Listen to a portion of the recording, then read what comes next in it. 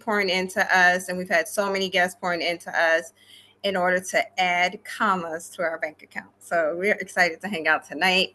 And we're actually going to talk about a really creative one, which I'm really excited about. And we have an expert on the phone, Tommy, who will be sharing just from his experience and the work that he's been doing in Arizona. And that's pad split workforce housing. And it's through manufactured homes. So lots of people have heard of co-living, pad split. And if you've heard of pad split, put in the chat, like, where do you live? What do you know about pad split? Like, what is it? It's a really big thing that's happening all across the country because we're really in an era right now where people need affordable housing. And it really provides a unique opportunity for people to stay in and have a home in a beautiful room while not paying all of this expensive rent that is out here right now. So, but this is a unique one. And Tommy, I'm excited for you to share more about it, especially in the area of Arizona, but it's happening all over the country. Yeah, and I appreciate that, Amor. Yeah, the experience that I've had here in Arizona is, rinse and repeat in a variety of different workforce settings. And this is more something that happens inside of cities, like big cities, Atlanta, Chicago, Tampa, Orlando. The city itself has infrastructure already for workforce housing. They got 200 door, 300 door, 1,000 door apartment complexes inside these metropolitan areas. When you got to do workforce housing in rural America, where, say, for example, solar panel farm, or they're putting in the railroad, or they're expanding a highway, or the path of progress is out there, but it hasn't built the housing. These guys have a 300-mile commute or a 3 hour commute to get from their job to their home, and so something that will give them immediate respite. They'll work 5 days a week, go back and forth, sleep, eat, work, and then head home for the weekend on Friday. And so other things that happen is, like, it's called FIFO, fly in, fly out. And these Mm-hmm. guys will literally fly into the area, and they'll work for 3 weeks and then fly out, and they'll be gone and home for 2 weeks. And they're guys that are like working for Caterpillar, they're working in the mine. With the tariffs we've gotten, a lot of manufacturing jobs are opening up and beginning to happen more here in this country. Our GDP is going to change dramatically based on the fact that all these domestic jobs are opening up now. So, but that being said, these people need a place to live, and so Right. you're not going to build a 60-door apartment complex, but it wouldn't be a bad idea to get like 60 mobile homes and put 3 bedrooms in each one of them. Yeah. So Catherine has to keep us legal. She's our person to keep us legal. So we need to share a little bit about that before we dig into so much more information. Right? So I know that this isn't the most exciting slide, but it is one of the most important.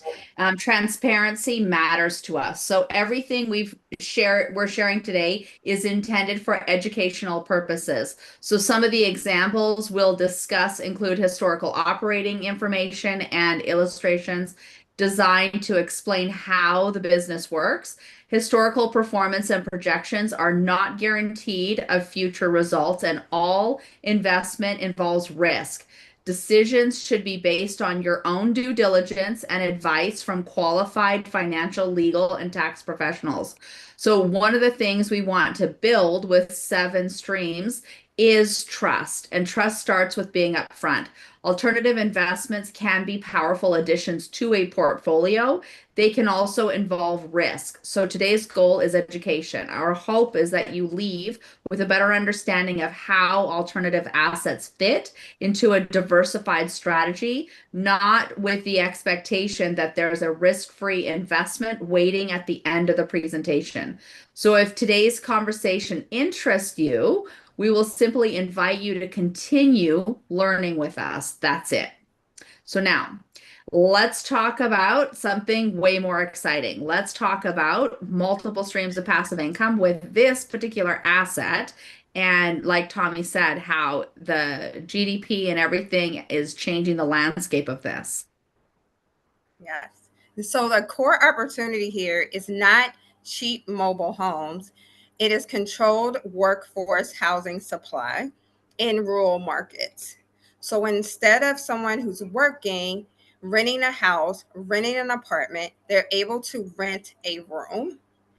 And usually that's in a manufactured home that's like 3 bedrooms, 1 bath, 4 bedrooms, 2 baths, usually under 1,500 square feet. A lot of the people who are doing this are miners, contractors, people who are working in rural areas, but they may live somewhere else. They might have a family somewhere else. And in this place, they're working and they need a safe place to stay. As an investor, it is also an opportunity for you to 2 times or 4x the income that's coming in on a unit.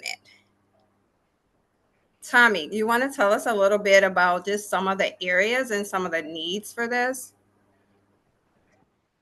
So yeah, here in Arizona, Amor, we have the gold mining, we have the rare earth mineral mining going on, and these areas are areas where there's less than a total of 200 people for the entire town. Mm, And what's there is that there's over 70% of the houses in that area are vacant.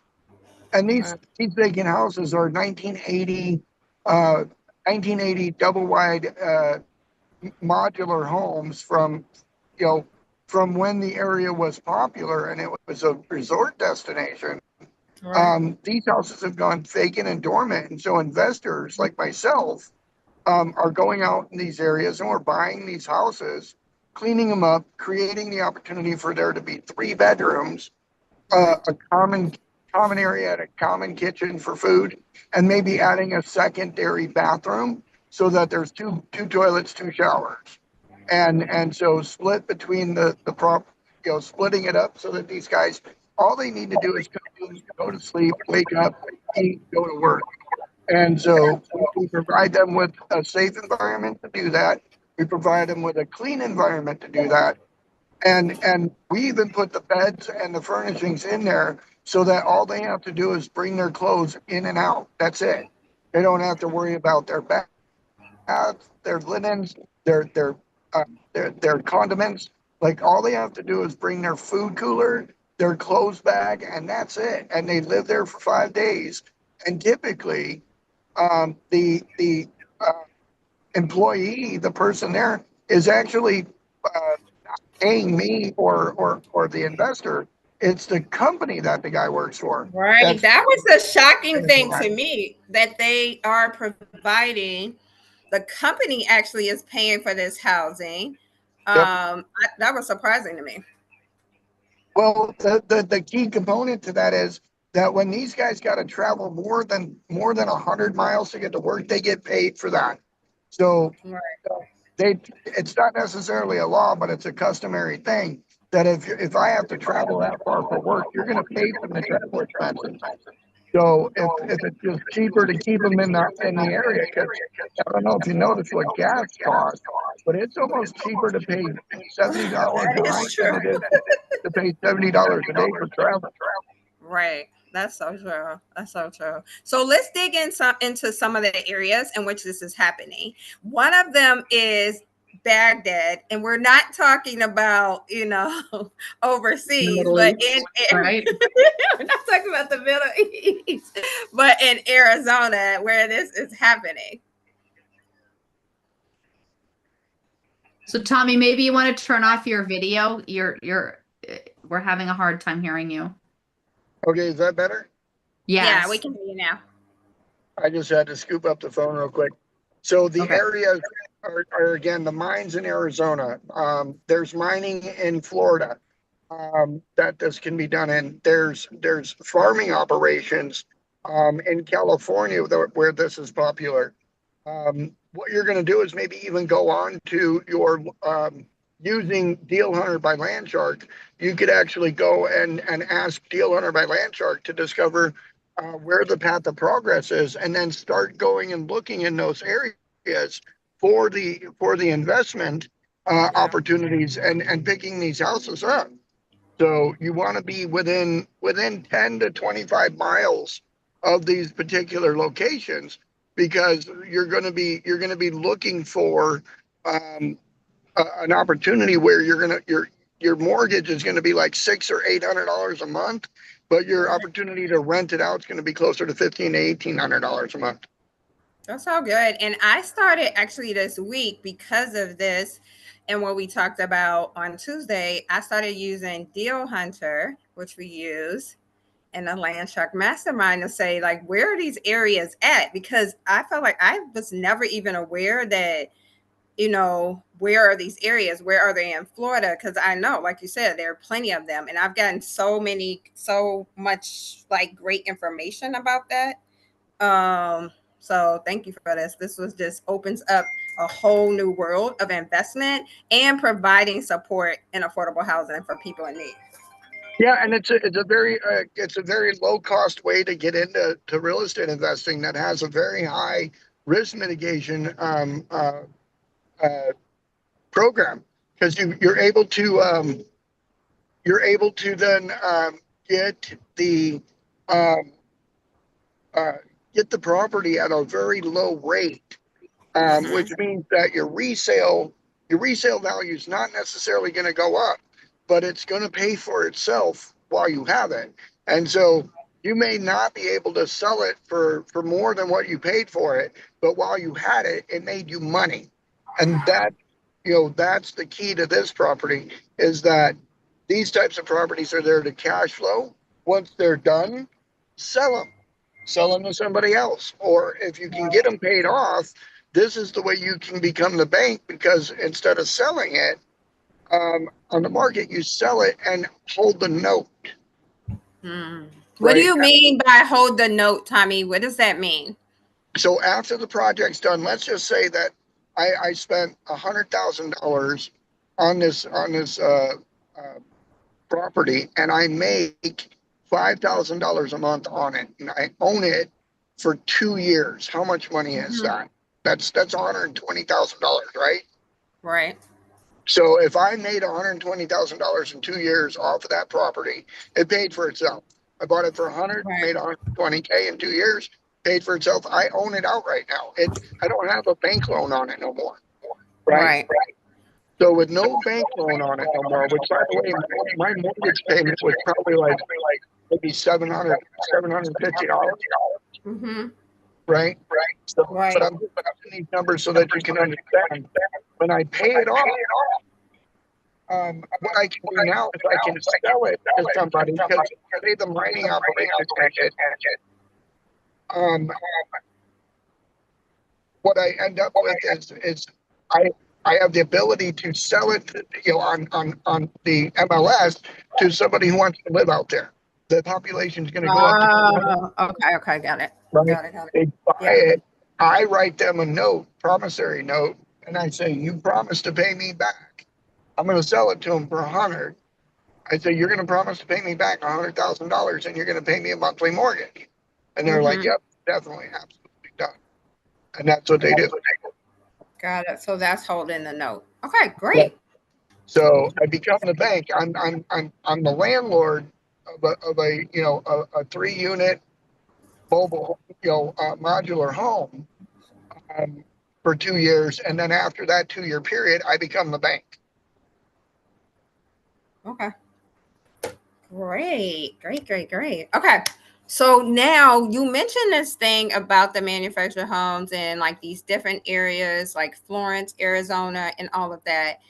What what do you really need to be able to do this? Because I assume like it's not buying a brand new manufactured home, right? No, and again, a lot of these homes don't come with the ability to get a traditional conventional loan.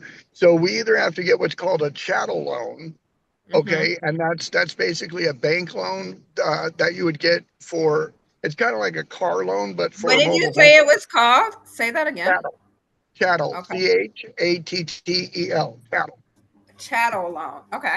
a chattel loan, and then or as part of the Seven Streams Income Investor Club. Um, the Seven Streams Investor Club is set up to where like we could get just 10 members from the club to agree that this is a good opportunity, and they would be able to invest in it directly like that and go through and vote it in and all that. So this could very easily be an asset that the fractional platform would work well for on each individual one of these. I currently have five myself that I've got offers on. And the interesting thing is that the chattel loans are already in place, so we're just assuming the loans at $600 to $1,000 a month. So, but basically, this is exactly what these things need. Is that they all need to have adequate bedrooms, very well organized shared space. They have to have strict rules, and the operations have to be very tight as well. And that's why I say we don't lease it or rent it directly to the workers. We lease it directly to the employer, who then sends out the people that are going to be staying there. So it's typically the employer that we're using. And so does that mean if they do something in the home, like it is the business's responsibility? Like if they tear up something in the house or whatever? Absolutely. It does two things. One, inside the home, what protects us is they're not there as a tenant. They're there as a guest, much like a hotel guest versus a room tenant. Mhm. Most of these are signed up by week or month by month. They are or not always night by night, but sometimes you could do night by night. But the idea is that each room is independent of each other. The company might rent the whole house, but you're leasing it to them room by room. Their employee becomes a guest in that program, and if they do something, it goes back on the company. So you don't have to worry about that guest being the one that pays for it. You just go straight to the company and say, this guy messed up, and that'll be his paycheck. Like they'll just take it straight out of his paycheck. They don't care. So, um, but that's how That's we've really set nice. up. Oh. Well, and again, a lot of the workforce housing that we've done, I would say I've done at least 15,000 tenants over a 6 year period. I started in 2020. With the over 15,000 tenants that we've had, I can say that I've had a total of about a dozen jackasses that needed reform. Okay. Um, and they ended up, going somewhere else. We didn't lose any money either. Like I can honestly say that in every situation where we had a jackass inside of our employee housing, the employer covered it 100%. Oh, I think that's good. That's amazing. Great. Great. So it's like protection for the investor too, you know? Yeah, for sure. And again, like where I'm at right now, we've got holding costs on our current offerings. We've got a total of 5 units that totals out to about a total of 15 rooms. We have about a total of 15 rooms across 5 units. Almost, we could kick it up to 18, But Uh-huh. right now, each unit would make us $900 each. And our total across the 5 units. So if we had 15 times nine, that's over $10,000 a month. Do you know what our holding costs are on these 5 units we're presented with right now? What? The total cost for our monthly across 5 units is under $4,000. Is this because they're already paid off, or that includes like your that That's loan that you were they're talking held about? under a chattel loan, right? It's a high interest short term loan, and our monthly payments on them are between $600 and $1,000. Oh, So we've got three of them that are under $600 a month currently. We got one at 8, and another one at just roughly over 1,000. So like 1,093 or something like that. So it's right there. But adding it all up, we're just over $4,000 on well, our holding costs, and then our monthly income from them mhm. exceeds over 10,000. That's nice. And on the next slide, I think we go into like what does this revenue model look like if you're an investor and you're like renting a whole home versus renting like per room. Right. So if you look in a lot of these areas, and I don't know, I'm kind of um, freeballing it, but when I buy a property, I buy it with the intention of renting it out. I don't live in it, etc. Mhm. So I'm always looking at anything residential as an income producing property. So if I Right. rent out the whole house for a year, the average rents in some of these areas is only like $1,200 or $1,500 a month. And so then at that point, like a 3 bedroom, 2 bath mobile home can probably rent for about $1,500 a month. And that's all we would make off of it as an investor. Right. Now, as a pad split co-living model, if it's still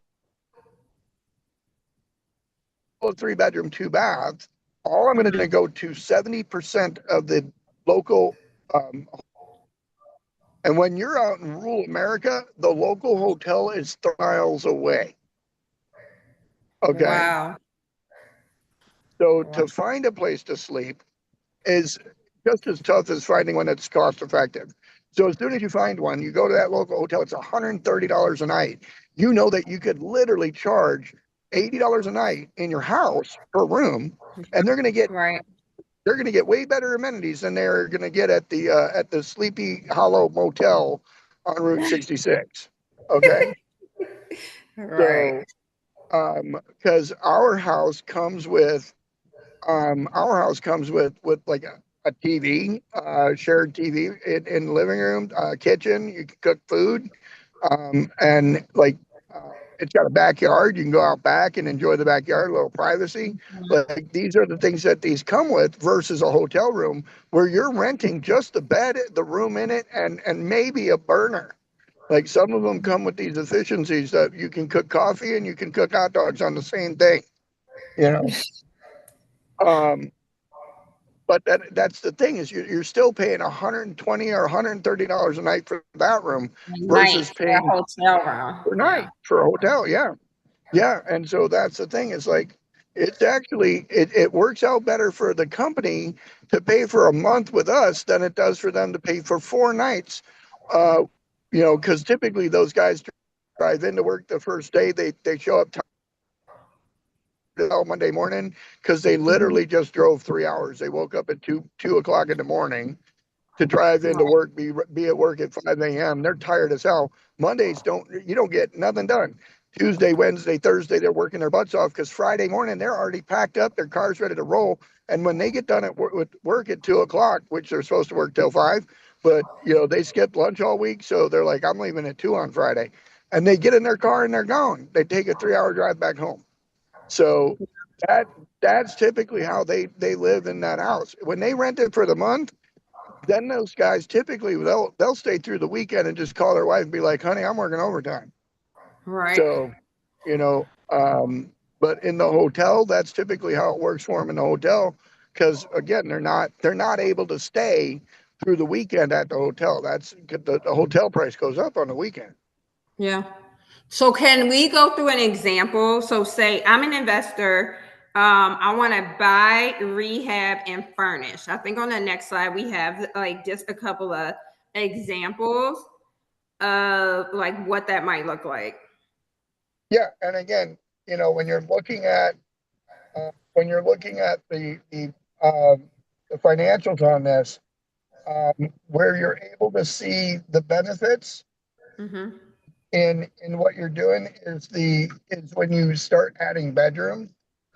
Okay. Um, and keeping that price under 200,000. When you get into these areas, like I said, there is a surplus of houses available, and Mm-hmm. so you get to pick the best of the best. Like there's 50 houses, maybe 40 houses available. So go out there, find the one that's the best, and pay 125,000 for it, and then put a fourth bedroom in it. Go buy four mattresses at the Salvation Army. They're brand new. They give you they'll even upcharge you on the. They used to give you the freight.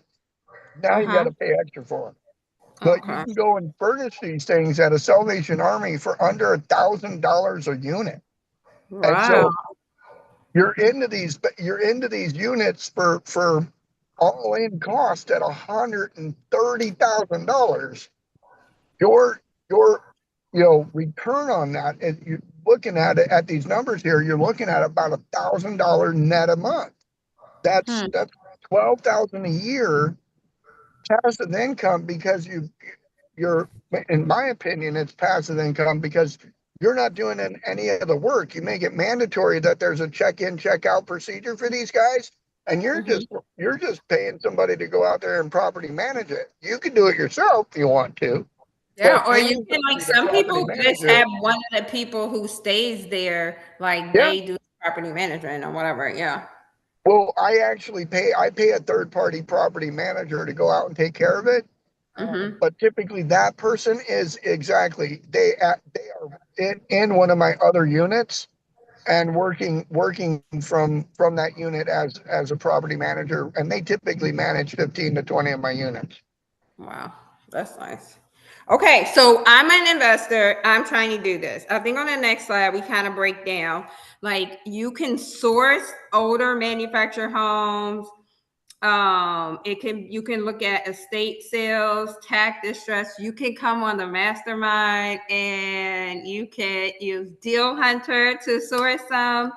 And Yep. then you need to screen it for like what's the distance to the job site, road access, like making sure the utilities, there's septic, that there's electrical there, parking as well, because you're going to have a couple of cars parking because you have 4 people, 3 to 4 people, and making sure the zoning, I know that's very important because there's certain land where like it has to have the right zoning and not just residential one zoning or something like that. And then you have to rehab it. So you want like, isn't it like residential 3 or 4 or sometimes like rural and those type of things for manufactured home? So and the general answer to all this is, yeah, you're going to do that through due diligence. But in rural America, um, where they're beginning to put the rules, not Mm-hmm. much exists in the way of inhibiting anything that you're Zoning. doing there. Ah, cool. Okay, and then you were gonna rehab it, clean it up first, make sure that it's also safe and durable, right? But And like this is not HGTV, right? You're not trying to do a TV show and do the big reveal, right? We want right. clean, safe, durable. Yeah, we're not doing, move that bus. No, we're doing, I love that show. yeah, like leave your boots outside. That's our big complaint right there. Leave your boots outside. But again, no, we'll build it for employee housing. We're not, again, we don't have to have beautiful decor on the windows and stuff. It's nice to have a nice place, but there is a point to it. Has to be durable, like you said. These are workers work living there, so these are the concerns that we have to keep in mind when we're building it out for these guys. We want strong, durable toilets. We want strong, durable plumbing and electric. We want strong, durable doors and windows, because things that guys touch typically turn to crap eventually faster. We're a little bit rough on stuff. Yes, you girls don't know your own strength. So this No. is just some of the definitions, but I think the next one talks about like what's some of the risk controls that like protect the investor in the community.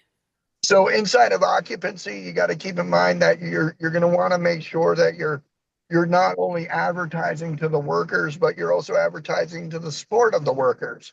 Maybe somebody needs to move to the area and live in a temporary housing situation for 2 to 3 months before they find something more permanent.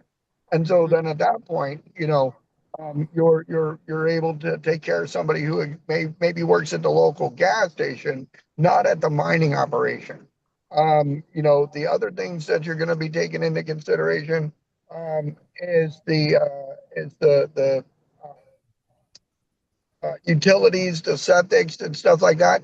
A lot of these things are concerning because it's so far out there. Like you're praying to God you don't have a sewer issue because a septic tank is basically an on-site sewer, on-site sewer wastewater treatment thing. And if that doesn't work properly, like you don't have a city to come out and fix it. So, the electricity's ran through the Oh, electric, not through the yes. city, I didn't think about that. right? Yeah. You got a water problem. You're the water company, buddy. Fix it. So these are the risks that we take in being rural, but those risks can be highly mitigated by having the right operator in place that understands how to mitigate the risk of those things by making sure that they're either maintained properly or replaced and you're dealing from a new level. Hmm. Okay. Very interesting. Great. Okay, so how does this fit into Catherine, the Seven Streams Investor Club? So I love this because again, what we talk about is the most important is with Seven Streams Investor Club is that it's a very low entry point in order to get in. We love cash flow. Yeah. We love equity too. So it's balancing that out. We're fulfilling on a need that is really, really important. I hope that you guys are all getting this, that all the changes that have happened politically and economically, that there is a need that needs to be fulfilled here, and it's scalable, right? Because again, the low cost of entry inside of it. So we're very excited about this, about educating on this particular asset class, and again, understanding what we're teaching in Seven Streams of Passive Income is the importance of having your portfolio be diversified. So this is another asset class that you can participate in either in the Seven Streams Club or for yourself. Again, do your due diligence. And there's a way to make sure that if you're investing passively, you've got a really good operator, again, with some really great cash flow, which is super important. So the best plaid split deals are not bought because they are cheap. They are bought because housing is needed. So Mhm. again, like I said, the basis is low and the operators can turn a small home into reliable workforce cash flow. Again, these are hardworking people. And I can give a very clear example. My adopted dad, living up in northern Canada, he drove one of those ginormous dump trucks that in the bed of the truck you could literally fit 6 Greyhound buses. Like that's how ginormous this thing was. And it was in a mine that was up there, and there was the closest city to that mine was several hours away. And Mm. especially in the winter and stuff, these guys aren't going to drive back and forth, and they're working, 12 to 14-hour days. So they did a pad split, and there were several other men that rotated through this place that they had. So because they worked, I don't know, I can't remember what this, it was like 4 on 3 off or something like that. I don't remember what it was. But Okay. however they worked, and when several guys would go back to their families, then other guys would come in, and it was just this rotation. And Mm. so, they again, it was just for sleeping. right? Right. It wasn't like this luxury place, and they didn't care. They just wanted a good place to have a shower, eat, go to sleep. Like that was the thing. So, we've had it inside of our own family. So this is again really important, right? And usually the wives are involved too, making sure that the sheets get changed and that there's lots of food there and all of that. So again, really cool fulfillment of a need that's definitely there. So the Seven Stream Investor Club, what is this? So everything we've shown you today leads you to this. So people often ask us, are we just a real estate investing company? Like, what is this? We are all different types of investments because, again, it's all about passive streams of income and having your portfolio be diversified. So we're creating a community of investors who want to think differently about building wealth. People who enjoy learning, people who appreciate due diligence, people who understand that wealth is built over decades, not weekends. So, our ideal member is somebody who is thinking long term, somebody who values diversification, somebody who's comfortable exploring alternative asset classes, somebody who may have capital available to allocate over time, depending on future opportunities with their own financial goals, but mostly somebody who's curious. So, who this is not for somebody who is looking for guaranteed returns because those don't exist. It's not for somebody looking to get rich next month. And it's probably not a right fit for somebody who needs immediate access to every dollar they've invested. We want members who understand that thoughtful investing requires patience and discipline and education. So one thing we've learned is that the quality of the community matters just as much as the quality of the investment. That's why we're intentionally building this club one relationship at a time. So I've had the opportunity to meet incredible investors over the years. And one thing that many of them have in common isn't necessarily that they're the smartest person in the room, it's that they're lifelong learners. So we ask thoughtful questions, they stay curious, they surround themselves with people who challenge them to think differently. That's exactly the kind of community we want Seven Streams to become.